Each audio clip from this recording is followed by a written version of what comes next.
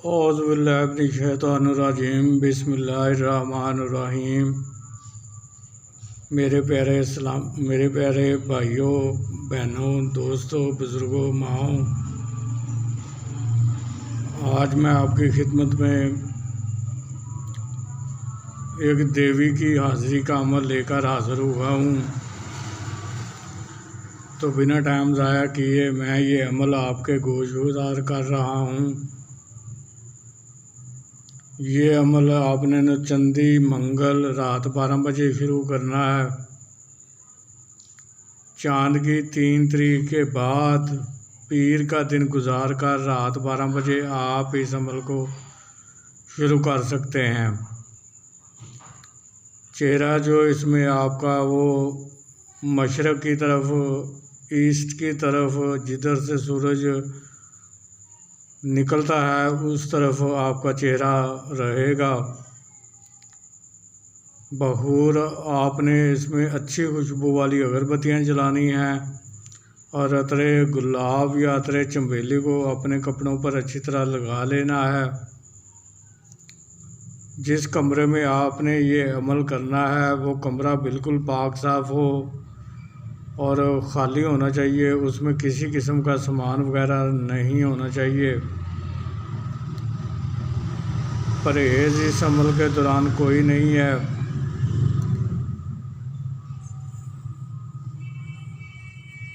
आपने एक अदद मोमबत्ती जलाकर उसके शोले में देकर मंत्र पढ़ना है। मंत्र उस वक्त तक पढ़ा जाएगा जिस वक्त तक मोमबत्ती जलती रहेगी। उस वक्त आपने बिला तादाद इस अमल को पढ़ना है, इस मंत्र को पढ़ना है। तो मंत्र आपको स्क्रीन पर भी नज़र आ रहा है और मैं भी आपको पढ़कर सुना देता हूँ। मंत्र है यासन दोनू, यासन दोनू, यासन दोनू। तो इस मंत्र को आपने बिला तादाद पढ़ना है। जब तक मोमबत्ती जलती रहेगी उस वक्त तक आपने मोमबत्ती के शोले में नज़र को जमा कर इस मंत्र को पढ़ते जाना है। तो जब आपने पहले दिन का अमल मुकम्मल कर लिया, मोमबत्ती ख़त्म होने तक आपने मंत्र पढ़ लिया, तो आपका पहले दिन का अमल मुकम्मल हो गया। फिर आपने रोज़ाना वक्त मुकर्ररा और जगह मुकर्ररा पर इस अमल को करना है और इस अमल की मुद्दत है 7 यौम से लेकर 21 यौम तक। तो जिन लोगों की रूहानी ताकत तेज़ है उनको 7 यौम में कामयाबी मिल जाएगी और जिन लोगों की रूहानी ताकत कम है उनको 21 यौम में इसमें कामयाबी मिल जाएगी। तो जब आप मंत्र पढ़ रहे होंगे उसी दौरान एक मक्खी की शक्ल में देवी या मोमबत्ती के ऊपर चक्कर लगाना शुरू कर देगी। तो आप जब वो देवी मक्खी की शक्ल में मोमबत्ती के ऊपर चक्कर काट रही होगी तो आपने बड़े प्यार के साथ, बड़े एहतियात के साथ उस मक्खी को अपने हाथ मुट्ठी में जो है वो बंद कर लेना है। जब आप उसको मुट्ठी में बंद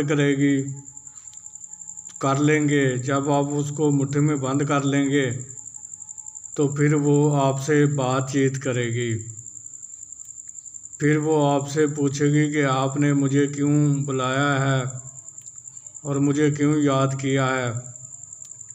तो आपने कहना है कि मैं चाहता हूं कि आप दुनियादारी के कामों में मेरी मदद किया करो और जो काम मैं नहीं कर सकता वो आप मेरे लिए कर दिया करो। तो फिर आपने उससे कसम लेनी है कि कसम खाओ जहाँ मैं भेजूँगा आप जाओगी, जो काम भी मैं आपको कहूँगा वो करोगी, मुझे, मेरे बीवी बच्चों को, मेरे जीज़ो कारब को, रिश्तेदारों को कोई नुकसान नहीं दोगी और मेरे कारोबार में कोई बंधन या रुकावट पैदा नहीं करोगी। उसके बाद वो 2 शर्तें आप पर आयद करेगी। एक शर्त तो उसकी ये होगी कि आपने मेरी हाज़िरी के बारे में किसी को नहीं बताना कि मेरी हाज़िरी आपके पास है। तो दूसरी शर्त वो अपनी मर्ज़ी से रखेगी, जिसको आपने सोच समझ कर कबूल करना है, क्योंकि वो शर्त आपने रोज़ाना की बुनियाद पर पूरी करनी होती है। अगर आपने एक दिन भी वो शर्त पूरी ना की तो ये देवी आपकी तस्वीर से आज़ाद हो जाएगी, फिर दोबारा लौट कर नहीं आएगी। लिहाजा उस शर्त को सोच समझ कर कबूल करें। यहाँ ये मैं बात वाज़ेह करता चलूँ कि ये देवी जो होती है ये दोनों काम करती है, यानी जायज़ काम भी करती है और नाजायज़ काम भी करती है। तो मेरी तरफ़ से आपको सिर्फ़ इससे जायज़ काम लेने की इजाज़त है। जो लोग इससे नाजायज़ काम लेंगे वो अपने गुनाह के खुद ज़िम्मेदार होंगे। मैं उनके गुनाह का ज़िम्मेदार नहीं हूँ और मैं उनके गुनाह से बरी ज़िम्मा हूँ। मैं उम्मीद करता हूँ कि मैंने इस अमल से मुतल्लिक़ आपको हर चीज़ से आगाह कर दिया है। फिर भी अगर किसी चीज़ की आपको समझ ना लगी हो तो आप व्हाट्सएप पर रब्ता करके मुझसे वो चीज़ मालूम कर सकते हैं, मैं आपको वो बतला दूँगा। तो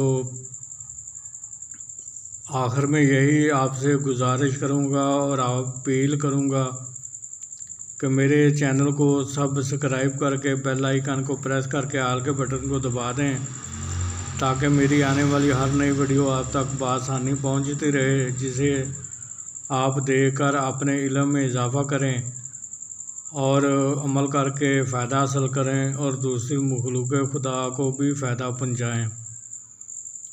फिर मुलाकात होगी किसी नए अमल के साथ। उस वक्त तक के लिए मुझे इजाज़त दीजिए। अल्लाह ताला आपका और मेरा हामी नासर हो। अस्सलामु अलैकुम वरहमतुल्लाहि वबरकातुहू।